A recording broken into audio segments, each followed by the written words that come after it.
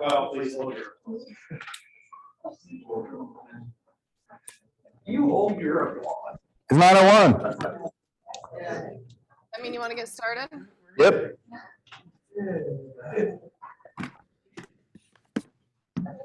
It's all in Peoria. Lori and Trisha. Apparently nobody wanted to do team meeting today. Look at you. Can you see yourself? See the toys up there for you? Yeah, I did. Thank you. Appreciate that. We posted items up there for me. Morning. Jeffrey. All right, good morning, guys. Good morning, Ready? Sophia. We have some Monday energy today. It's Tuesday. Did you not know? We have more people coming on. Oh, Victoria. Hey, Victoria. Why is Lisa not here sitting in this room? Lisa. Hey, because I've been gone and I didn't get to shower today, and I'm like, I'll just sit down and don't work out. And She's doing you a favor, Megan. I am, because it's bad. That teaches me. I like All right, just. come- Oh, go ahead.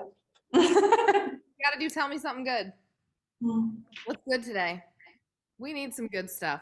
Somebody's gotta have something good. Yeah. No, Josh just got it accepted. Just this morning. Good job, Josh.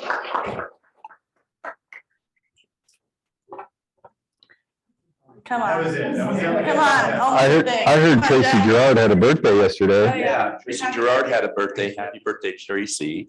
That's why she's not in today. She celebrated a little too much last night.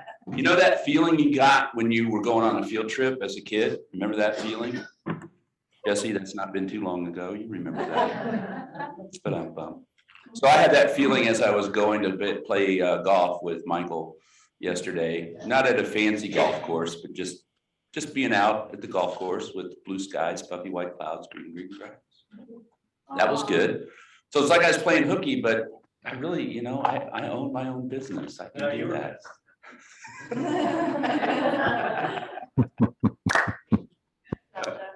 Is Jason done planting? Just today, just about. Jason's gonna be done planting today, so Trisha's gonna get to see her husband soon. For 2 days. What else? Anything else good? Lisa just got back from Florida from a girls' trip. Caitlin's really tan, didn't recognize her. Caitlin wants everybody to know how tan she is. She worked really hard on it. I need Trisha's asking Caitlin to come up to the Mm. All right. Go ahead, Sophia. Take it away. Oh, you probably want me to share. I mean, Forgot I was driving today. I Sorry, I didn't remember what I wrote. got 3 now. On Monday, we had Megan's second MREA book club. It's been going pretty well. We'd love to have more people. Had like 10-ish people coming. So come to that. It's not too late. She's gonna be doing it for like 12 weeks.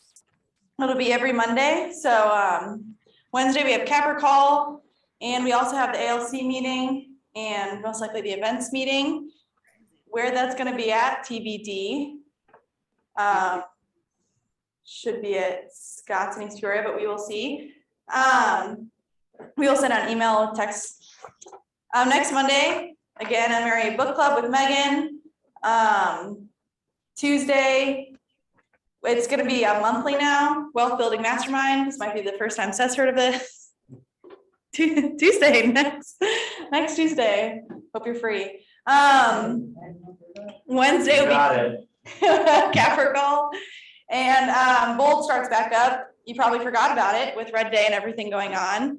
And I know they've reached out to some people about attendance. So make sure you're going to Bold if you signed up. Bold is this week as well.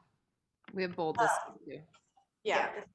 So if you're in Bold tomorrow, no, Thursday, we have Bold. the office is closed for Memorial Day, and it is still not too late for mega camp. I just got email confirmation that the hotel rooms are not waitlisted anymore. I think they're really starting to assign people, and if you want to go, Trisha, you ready? If you want to go, She's already going. and if you haven't signed up, call me, Trisha. So I will do it for you. I will take it off your plate. And if you're like, I'll get to it, just give it to me. I want to do it. It's not a burden. I want to do it. So Trisha wants you to know hers is already booked. yay. You heard and hopes? You have to whisper at somebody else. I'll find someone else to pick on. But anyone else, let me know and I'll sign you up. I think flights went back down yesterday. I just looked at them yesterday to send to somebody at another office, and I think they were down to like 400, 450 Nice. maybe. Bargain. Get them while they're hot. Yep. All right, I'm doing this one. Red Day last week was a huge success, and I have to thank Sophia for all the hard work that she put into Red Day. Oh yeah, you guys got that. We could not have pulled off Red Day without you, Sophia. You did an awesome job of coordinating everything. I don't know about anybody else's job site in Bloomington, but our day went very smoothly. Everybody knew where they needed to go and what needed to be done, and so we got a lot done in one day. So thank you, Sophia, for all of your hard work. Thank you. Just wait till she sees what she pulls off for next year. Right. I wish I knew that. Right now you can. Oh yeah, we ended up raising it was $1,565 for Peoria's Red Day, and we actually were under budget. We'll be giving them about $200 to hopefully go towards anything. We did get them a brand new fridge. I got like an $800 fridge from Lowe's for $200. Wow. Yeah, I just went in there and bullied some people. And then the other Lowe's gave us a bunch of cube shelves, and like Home Depot gave us like $50 gift cards. Target gave us a $200 gift card. So that amount isn't actually including all that. So with item donations too from all of you guys, my desk was full of stuff. We were, easily over $2,000. So, and then You guys didn't see this, but Sophia spent time on the weekend and in the evenings chasing around donations and hitting people up for money. It wasn't just organizing where we went and what everybody was doing that day.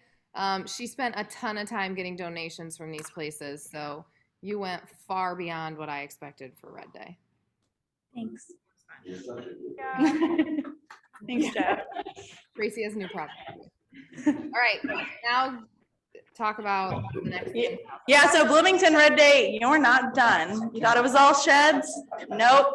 So we had an opportunity to donate to their fourth house. They name every house, and they have like a women's group, 2 other houses, and then the fourth one they didn't have a name for, so we decided the Realtor House. And our name, I think at the build sites, you might have saw like the big signs with donors, and our name is gonna go on the fourth house on the sign. And so that's $10,000 is quite a bit to raise. And so Seth and Chrissy put their heads together, and they really wanna do a golf outing at Crestwick. So that's what we're gonna do, July 25th on Monday. We're still figuring out the details, more details to come, but it's gonna be really fun. And I think Jesse would be we'll put out like another order for the shirts, the same kind of shirts. Oh, yeah, if everybody wants to. We're gonna Yeah. need a lot of help too. Yeah. Organizing, assisting, so whoever wants to be involved. Seth just said that we're gonna need a lot of help. And I mean, I absolutely will, like Red Day and volunteering, that's something that I would like know about, but I'm really good at Topgolf. That's putt golf. I have never done something like this. And so we need all the help we can get. Please come to me. We'll reach out to you. I would love to form a committee. So if you're interested, please let me know. If you're not interested, I'll have your answer because I'll hand you. So Clarify, I've had a couple questions on this. Just to clarify, this is for the KW agents to play golf. If we need to expand it beyond just agents and let other people play with us, we will. But the idea is that we are the golfers. So somebody asked me that yesterday, and I think somebody commented on Facebook and asked. So the idea is that we're the golfers. And this is different than the par and the Mira golf outing. Lisa did ask me that. That's a great question. There's a lot of golf outings going on at once. I understand that. So just know this as the Red Day golf outing. So we can separate that. And at the blessing ceremony and the housebreaking ceremony, we'll even get to say a couple words. And so we're going to be really part of this with Habitat for Humanity. We want them to come, and we'd love your involvement. Peoria agents are gonna come play with us too, right? Yeah, Peoria. This will be Peoria and Bloomington. 80? How many of us are there? We have 90 Oh. remaining, so Yeah, we have 99, so we could get 80. Yeah. I need 110. From Aaron Byrne. Everyone spouses or just agents? It's a great question. to be determined. To be determined. Awkward silence. Aaron. To answer that question. All right, any other announcements? Nope, that's it. All right, BJ, your favorite part? Which part? What happened? Anybody see any changes in the market last week? Come on. I know you guys are paying attention.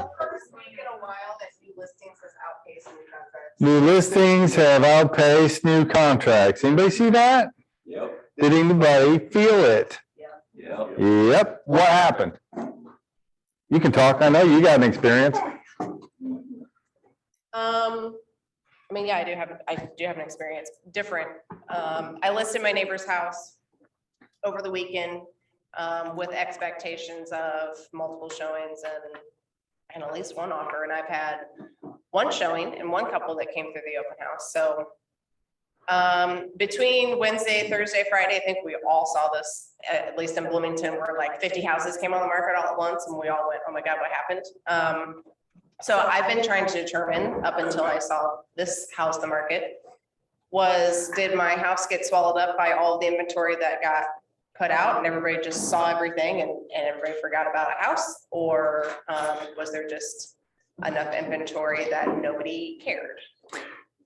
You tell me, what are you guys seeing out there? What are you hearing? What are the conversations you're having with your buyers and sellers? It's graduation weekend. There was one high school graduation last weekend. The smallest high school in town. Was that it? Is that the problem? I was just gonna say, I had 3 offers. It was hot and everybody just. I was just gonna say, I had 3 offers last week and I still was up against double digits, so I'm not sure. I guess when you said, did we feel it? I didn't feel at least the ones that I was looking at.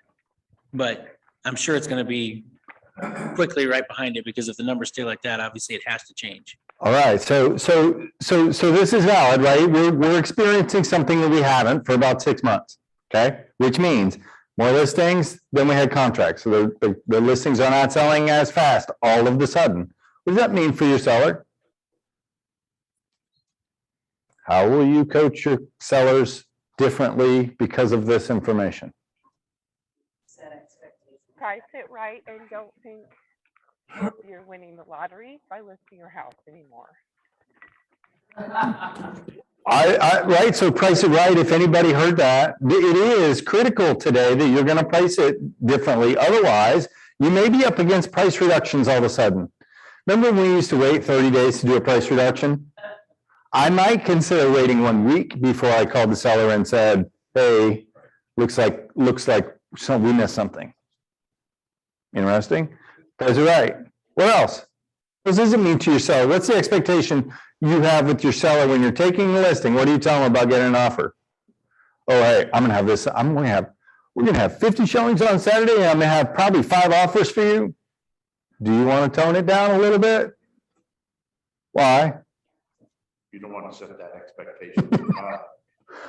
then you're at the end of the day, at the end of the week, at the end of the whatever, you're the one with egg in the face. You're the one with egg on your face, right? So this is your opportunity to lead your client into the marketplace, right? And so I'm not going to go in guns blazing anymore and go, oh, we're going to have 5 offers on this thing. It's going to be, well, our market is shifting right before our eyes, and it may shift very, very quickly. So we want to be aggressive, Mr. Seller.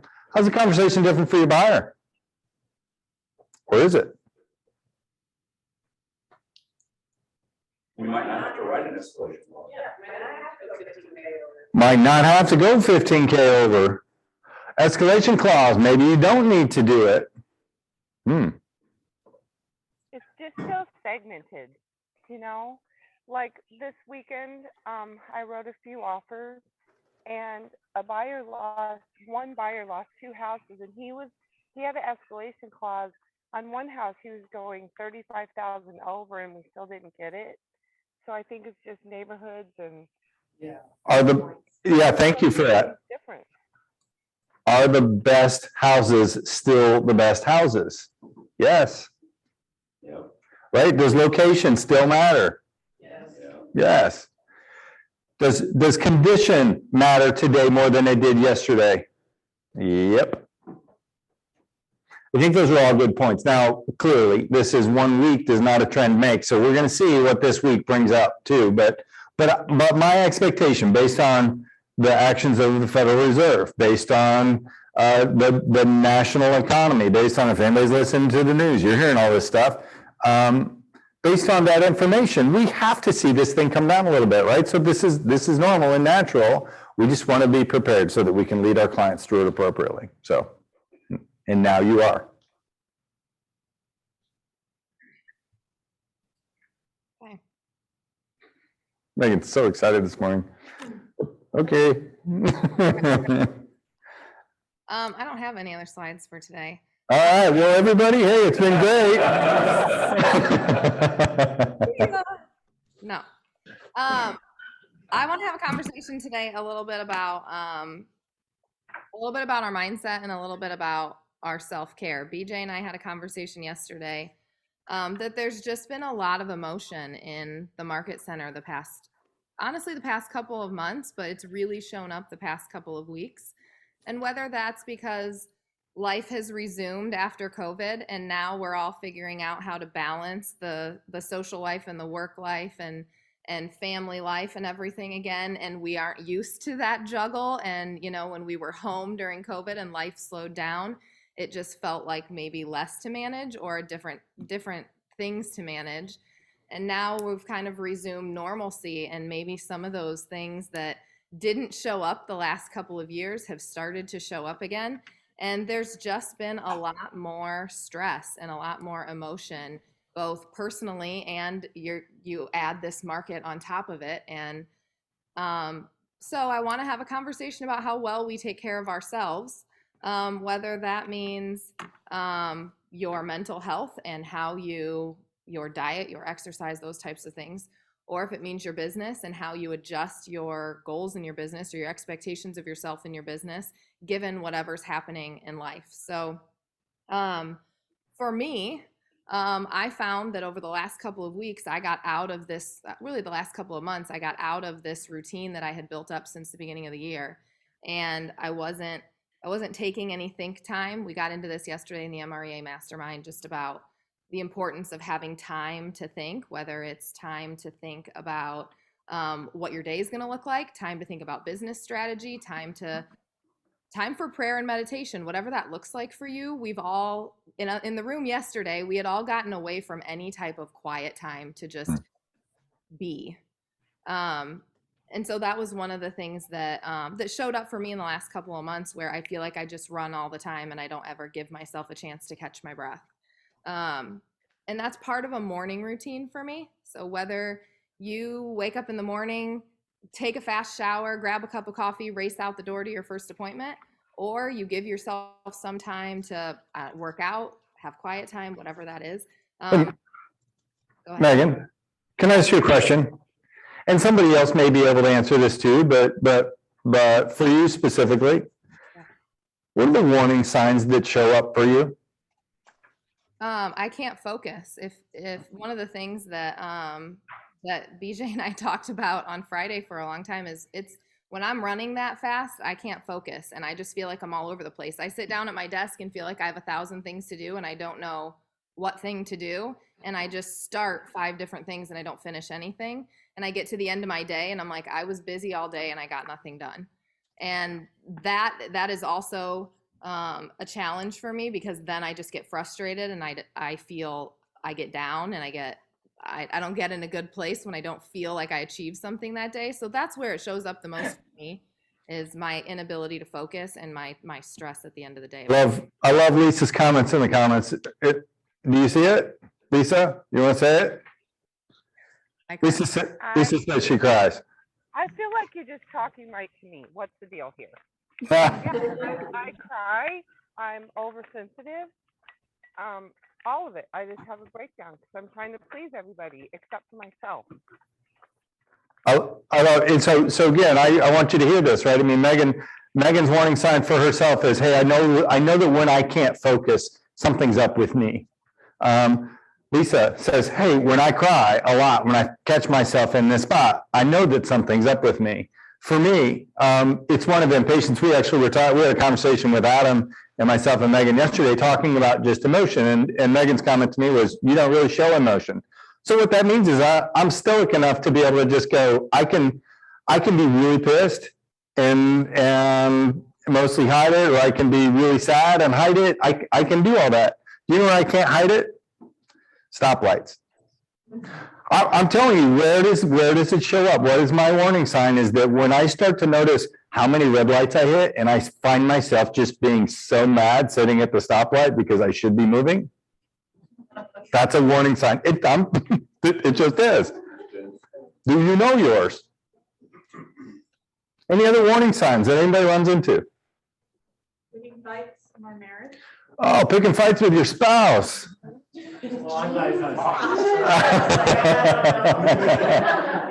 Seriously, impatience with little things is a big deal. You catch yourself being self-frustrated with your clients as well. Absolutely. Because they just want to go see one more house and these guys aren't going to buy anything anyway. What in the world? Why am I doing this? Warning signs.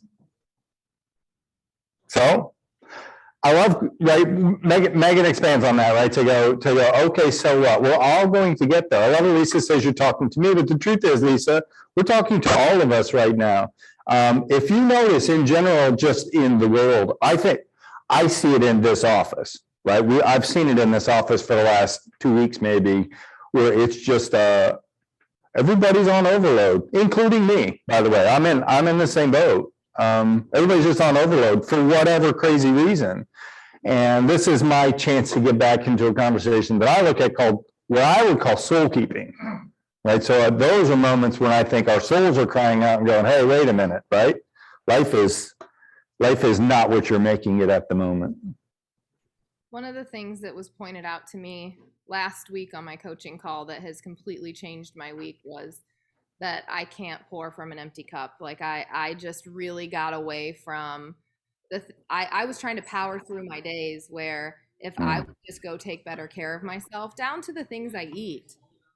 I had stopped drinking coffee. I had been working out in the morning. And when I stopped that, when I stopped starting my day on a good foot, my whole day just crashed, and I wasn't even in headspace to acknowledge that was what it was until my coach pointed it out that, the little things. We had this conversation when COVID hit and we were all stuck at home. And if you guys remember the shift calls that we did a whole shift call on wake up in the morning, take a shower, get dressed, make your bed, have breakfast. And we've gotten away from those little things about how important it is to just start your day right. I'm not saying you have to get up and work out or whatever, but to have a routine that you do every morning, that is as important now as it was when the world shut down, just because of all of the stress and emotion that we're feeling right now. I agree. Those routines matter. Something else that Megan just subtly threw in there. I don't know if you heard it. She said, my coach.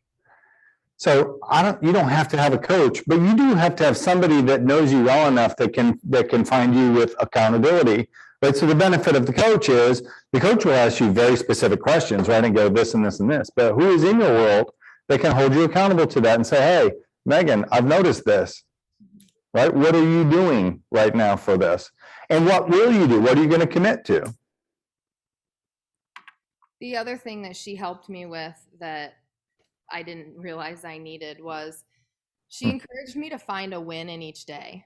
And so like sometimes right now we're going to get into June and we're going to look at our mid-year review, and we're going to go back and look at the goals we set in October, and we're going to see how we're doing in June, and we're going to reevaluate and shift and strategize and all those things in the month of June.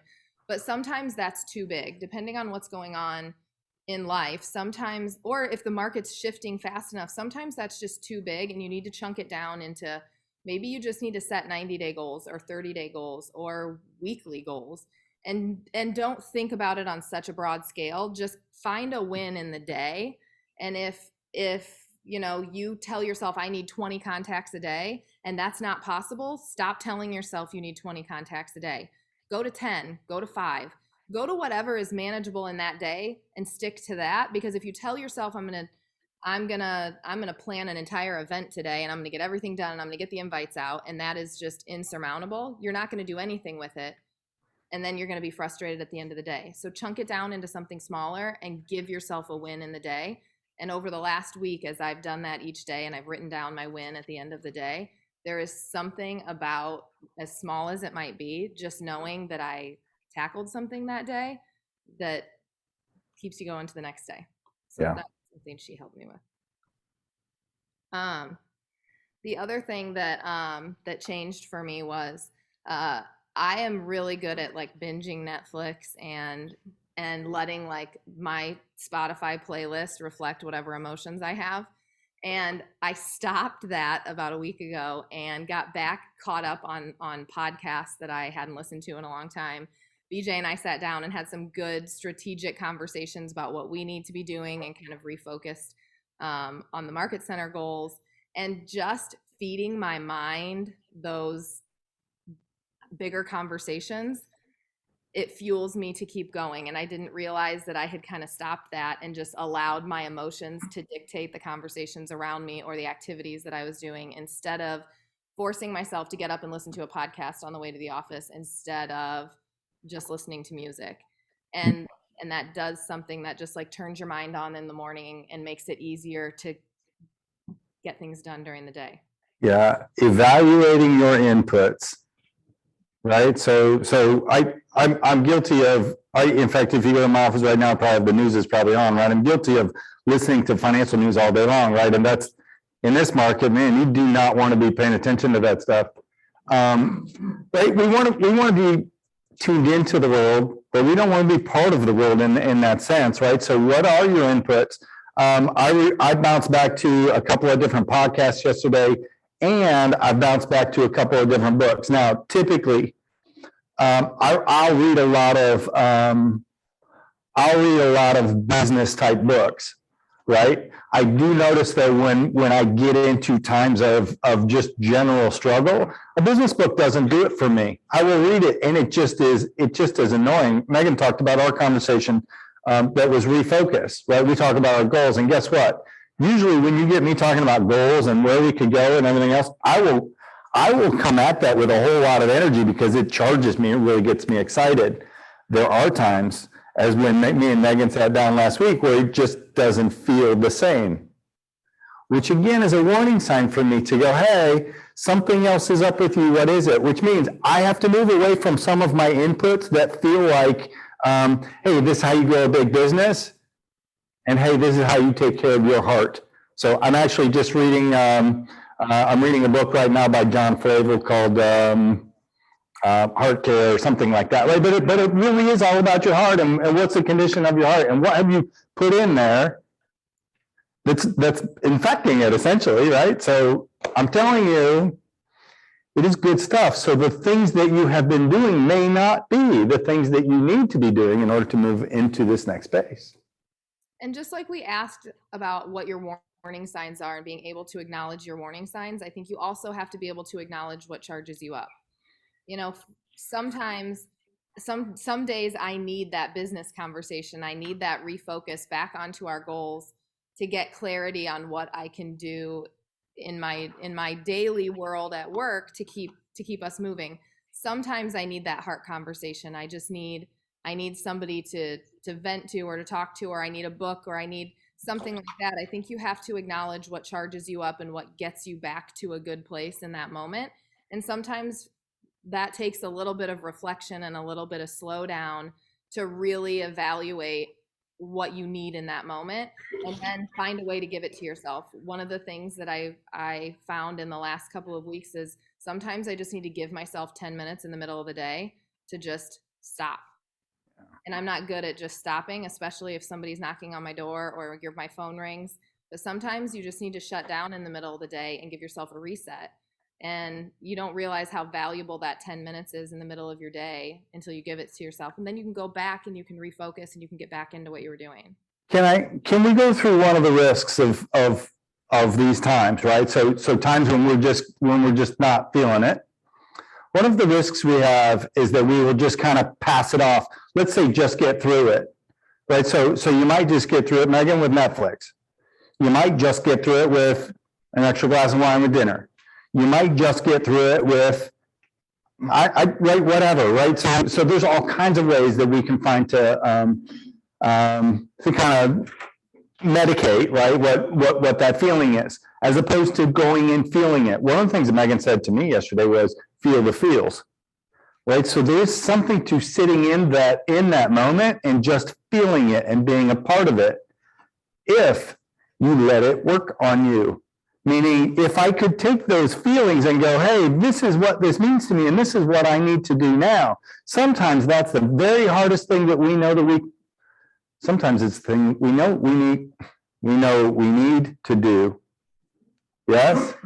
And it's the very thing that I'm avoiding. But at the end of the day, if I would just go do that thing and think that thought and become that person and go there, all of a sudden, my world changes back again. And it'll never change back, hopefully, right? It changes better, differently. So feel the feels, as Megan said, and then this is about the action phase. Okay, this is the way I feel. How am I moving forward? I was gonna say Go. that I was listening to this NPR TED Talk mix podcast. Love those. And it's talking about being bored. And like Megan's talking about, like, you watch the Netflix show to like veg out, to like fill your mind with something so you have to think. And that is totally me. I'll put the music on, I'll do everything to not think, to not feel. And it was how amazing being bored is, because that's when your ideas come to life. And you'll go through Bold and you get loaded, you have to have 100 contacts a week and you have to do all this stuff. Like, you feel like you're actually, pursuing and you're making the moves, but how many times have you sat there and been bored and given yourself time to think and like have new ideas? It was, I don't know, clicked something in me. We're not bored a lot. Don't waste it, right? All of these things come at us, and don't waste it. They're there for something. You can use it for something. One of the challenges that my coach gave me that I have to do today, that I've given a lot of thought to over the last 24 hours, was I have to send her a statement of who I want to be in this chapter of my life. And when she first asked me, I was like, well, I want my family to look like this. I want my kids to look like this. I want my work to look like this. She's like, no. I want you to tell me who you want to show up as and who you want to be in this chapter of your life. And I just sat there for a couple of minutes. She's like, I think this is your homework, because it was kind of a big question, but it's something that I've been thinking about for the last 12 hours or so since my coaching call, or 15 hours. And I think there's a lot of value in giving that thought, whether you have a team or you have kids or whatever your responsibilities are in life. When we go through struggles, they go through struggles. All the people around us go through struggles. And so how we show up in those times is incredibly important, and being intentional about who you want to be and how you want to show up is really important. And on the days when everything goes sideways, you can look back at that and say, okay, am I still this person? This is the way I want to show up. This is the lens that I need to see all of this through. So am I showing up the way that I want to, or do I need to Do I need to change something? And so I have to send this to her so that over the next year or whatever, she can hold me accountable to staying true to the person that I want to show up as right now. And so I encourage all of you, if you're going through something, you're just stressed out, the world seems like a lot right now. Take a minute and think about how you want to show up in this chapter and show it to somebody, give it to somebody, have some accountability around it. I think I'm speaking for myself, but probably for everybody. I don't know if you guys saw Crystal Green's post yesterday. She did a really good post about the world that we're in today in real estate, like our mindsets. And I know from my team and myself, it's so hard today in what we're doing. And it's hard to have that mindset. Like if you're going through a personal thing in your personal life, I think it's easy to change that and work on that. But we can't change the environment that we're in right now with these buyers and sellers, and that we're going out, Scott wrote 4 offers, 60,000 over list price, and still didn't get it. Wow. But so you're battling with that every day. So then you're excited you wrote an offer, but now you're defeated. Now you can't see the vision. You don't even want to do it anymore. Like you're just so exhausted and frustrated. I think that's all of our worlds right now. And it's like, how do you get up in the morning and deal with that every day? And losing out on listings. I don't mean to be negative, but No. that's what we are all feeling right now. And it's just exhausted. Here's the thing, and I would tell you, in this company, as probably more than any other that I've ever experienced, right? We land on this thing called the power of positive thinking, and we all believe that, right? We all want to be positive, and we don't want to think about all the negatives. I believe that that's true, but I don't think you can ignore it, right? I am not a believer that, hey, just because I believe I can dunk a basketball someday, I'm going to actually achieve it. I don't think that's true. I can't think myself into dunking a basketball. Can I, Jeff? I mean, I might be able to, but Jeff certainly couldn't do it. I can't physically do it. So there are some things that we need to temper that stuff with. I think it's worth looking at and going, hey, this is where we are. This is about creating a positive future. This is about getting back to that hope of where is our hope? What are we putting our hope in today? Because I promise you, if it's our buyers and our sellers, we're going to continually be disappointed. I think right? that's the problem, is like it's not going away. So as much positive or happiness or goals or direction, we're dealing with the same thing every day. Yeah. Same thing. It's just not going away right now. And there's more traffic. So about 30 years ago, I attended a Tony Robbins event, and you all know Tony Robbins. I'm a fan of Tony Robbins. What's that? Yeah. And one of the things that I learned in that seminar was we all have anchors. Okay, we've gone from infancy to adulthood, and we have anchors. When I say that, there's things in our life that will click really positive things, whether it be a song on the radio or, trickling of rain or something to that effect. And there's things that are anchors that are bad too, that, who knows what they are. But so over the years, I've learned, what are my anchors? So yesterday I was on a listing appointment out in Northbridge, and I had my convertible and I put the top down. I took my hair out of a ponytail. And I went to my appointment. And after the appointment was over with, I thought, I'm out here in the country. It's a beautiful morning. So I have a CD, or not a CD, I have a DVD that I burned probably about 10 years ago. And I call it my Goody Two-Shoes CD. And it's great music that it's anchor music for me over the last 40 years of my life. And I plugged that baby in the car, and I just took an hour and drove out up north, Lake Bloomington, and I got back to the office and I was completely rejuvenated. And I think that's a tool that I've always used in my life, is because we all have anchors. So if you just play your tape back in your head of something really exciting happened in your life, who knows what it could be, whether, and just focus on that. That's whatever that's worth. Hi, this is Caitlin. So I actually had a conversation with an agent just this morning, and he said to me, he's like, Caitlin, I almost quit real estate last week because he was so tired, overworked. And I get it. I understand that feeling. It's hard. And one thing, so I was on vacation last week and I didn't work. I didn't. And it was honestly, it was great. It was nice to just sit back, relax, and not think about work. And I'm the type of person where I always have the need, like, I feel like I always have the need that I should be working. And if I'm not working, then I'm not doing the best job that I could do. So I'll work, 8.5, 9 hours a day, because I don't always take a lunch. And I know I should, because I need that hour to not work. But I'll go home and I'll still work. Or on the weekends, I'll work. And so my goal this summer is to not work. Of course, still work the 40 hours and everything and still make sure everything gets done, but not have the need where I'm constantly like, okay, if you're not working right now, you're not being, the best TC, or you're not going to do a good job.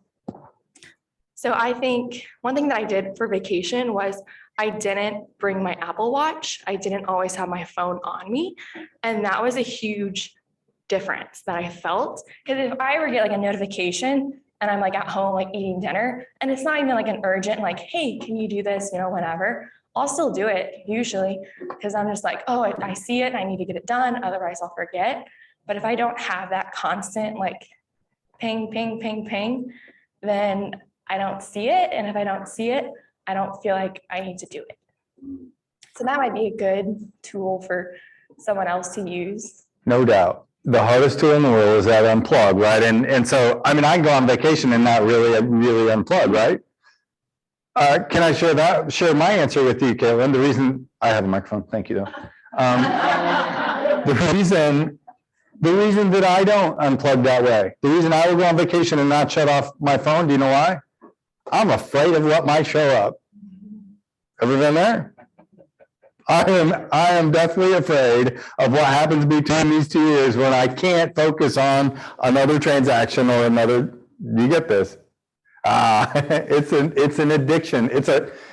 It's problematic. So thank you, Caitlin, for doing it. And I love that you did it and accomplished it. I hope that that's something that you can continue as a practice and turn into your life, because I think that would serve all of us well to do. So it's good. I think we also have to acknowledge what, kind of back to that, like what charges you up. Like if you go on vacation and you just enjoy reading leadership books or plugging into some kind of work here or there, do that. If that is okay for your health and you can still relax and whatever, that looks different for everybody. So we had a conversation yesterday in book club just about some people work 100 hours a week because they just enjoy working 100 hours a week. And you see them on social media, you see them everywhere.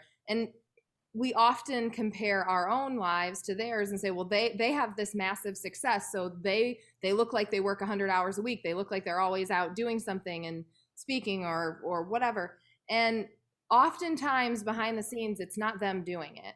Or they have some kind of leverage in their world where what their life appears to be like is not actually reality. But there are people that do work 80 hours a week because they just love it. And we have to be able to acknowledge in each of our own lives where we need to slow down and unplug and take a break. Or if we are the person that just loves to work 80 hours a week. I'm not saying there's a right and wrong. You just have to be able to acknowledge what you need and not compare it to everything else that you see out there. Right now, you see all of these agents on social media that are scrambling and begging for listings, and they're stressed and they're emotional. And we just like take that all on ourselves. Like Stacy was saying, this market is what it is. We still get to control how we react to it. We don't get to control everything that happens around us. So be incredibly selective about what you allow in to stress you out or to change your emotion or affect your day, because that is the only thing you can control right now, is how you react to everything else. Yeah. So. It's good. Okay. For what it's worth, this conversation never goes away. Right? I mean, I don't think we get to a point where we've got it conquered and we never land back in a spot that feels like we're underwater or overwhelmed. In fact, many of my goals center around me finding myself underwater and overwhelmed, if that makes any sense. Because if you set a goal at the beginning of the year saying, I'm gonna go to achieve the next level, guess what? You don't get to go there without learning some new stuff. And sometimes you have to go through this little bit of fire in order to get to something a little bit different. So I appreciate everybody's, the vulnerability that shows up in this room, the love that we have for each other. It shows up in these conversations, right? I mean, that means more to me in this company than any other thing. So thank you for that. And I appreciate you being part of the conversation. In addition, don't forget that if you're not going through this, your spouse or your son or your daughter or your brother or your sister or your mother or your father, somebody else might be. And you get to be the hands, you get to be the heart that reaches out to them also. So keep your eyes open as you go back out into the world. Maybe it's your client, right? You do have the ability to have this conversation with other people. And if you can identify if you can take some time after this meeting to slow down and reflect on how you're feeling and do one thing, one small thing, whether it's a change in your morning routine, it's a book, it's a podcast, it's a conversation with somebody, like BJ said, pick one thing and just do something that makes your heart happy. And then do one more thing the next day and one more thing the next day. And you'll start to feel a change in your everyday activities, but start with something small. Yep. All right. Okay, awkward transition. Once it needs. I have BJ some information. Can I speak? Please. Okay, so 3 or 4 listings are coming in a couple of weeks, and I'll just give you guys heads up so that if you have buyers, you can start lining them up. I am going to list 8 Rounds Road. It's 3-bedroom, 2-bath, bi-level house. We are putting all new flooring, all new paint, new stove, and new roof for $199,900. Then I'm going to list one in Tipton Trail that will also be on the market in a couple of weeks. It's on Sinclair, the 0 lot line, all brick outside, on lake, both floors finished, walkout basement. That will probably be under 400,000. We have not yet decided exact price, but it will be under 400,000. A very, very nice home. Then I'm going to list one on Casey Lane in Gaelic West. It's all 3 floors finished. Very, very nice home that will be active first week of June, 3rd or 4th of June. That is going to be listed for $375,000. And then the 4th listing I'm going to list, which will be again on the market first week of June, will be in Glenbridge. It's 1.5 story main floor master bedroom with full finished basement, family room, 4th bedroom, and full bath. That was going to be listed for $300,000. So if you have any buyers, just keep an eye. By June 1st week or 2nd week, all this will be active. Thank you. Thank you. Lee.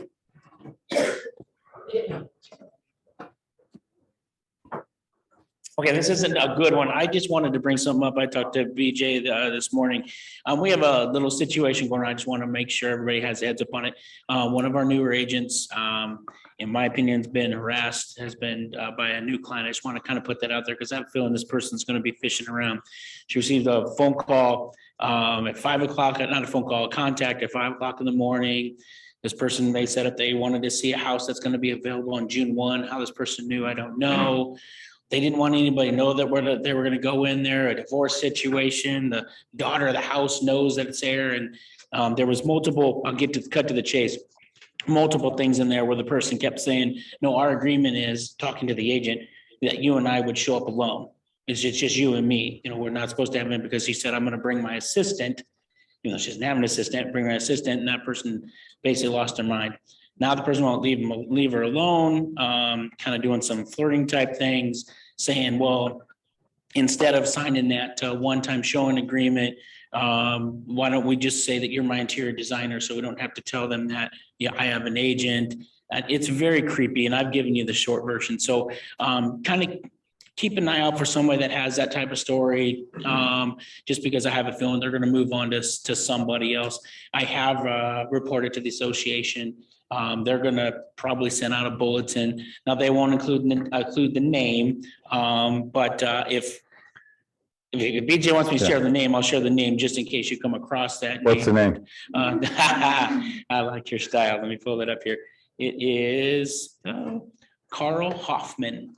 So if you get a phone call from a. Yeah, so Carl Hoffman is a client, is somebody that's reached out to one of our agents, and it's weird. So it's always a good reminder, right, that if you're going to show a house and you didn't have them come to the office first to meet you, if you're a little bit skeptical, meet them in the office first, get a copy of their driver's license, right? You guys know the protocols, the ones that nobody ever does until it's too late, and then all of a sudden, right? So seriously, when these warnings come out, there's another one that just came out from Paula this morning. They sent an email out to the entire board that was another legit one. So I don't know, we may see another rash of these. So just be on high alert, please.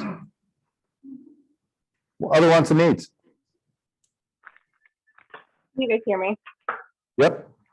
Okay, I have clients pre-approved up to 320, looking whatever we can get for 320, 4 bedrooms, pretty much anywhere in Bloomington normal. They're okay with a little bit of work.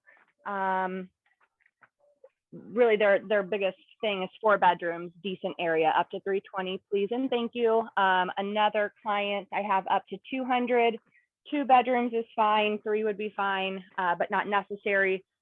Pretty much anywhere in Bloomington normal as well. Could go 225, but really anything from like 150 to 225 would be appreciated. Thank you. Hey, it's Lisa. I'll be listing a ranch home on Mount Joy Road in Mackinac. 3 bedrooms, 2 baths, 2 acres. 1 whole acre is a fenced backyard for dogs, which is a dog trainer. And it'll be 280 and hopefully be live probably Tuesday after Memorial Day. And it's 22 miles from Bloomington, 22 miles from Peoria. So it's perfect. Melissa just posted in the chat, 10 Rally in Mackinac, which is Heritage Lake, 199, 3 beds, 2.5, be on the market today. Peyton needs a 4 bed, 3 bath, 3-car garage, Germantown, Washington or Dunlap. If anybody has any extra golf balls, I lost 7 yesterday. I plan on golfing Mondays until we have Jeff Reedy, come to my house. I have a huge bucket.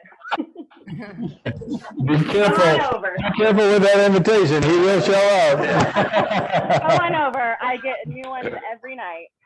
Do you have Malbec? Yeah, let me do some digging. I'll get back to you. All right. Hey, BJ. Yes. I have buyers that up to 200,000. It can be a 2 bedroom. The big thing with them is location. They want to be out of the way of neighbors. So it can be an acre or whatever, but location is the biggest thing. They do a little bit of work too, and it can be anywhere within 30 minutes from Bloomington. Got it. Thanks. All right, Megan. All right. That's all we got. All right, thanks for coming. Thanks. See ya.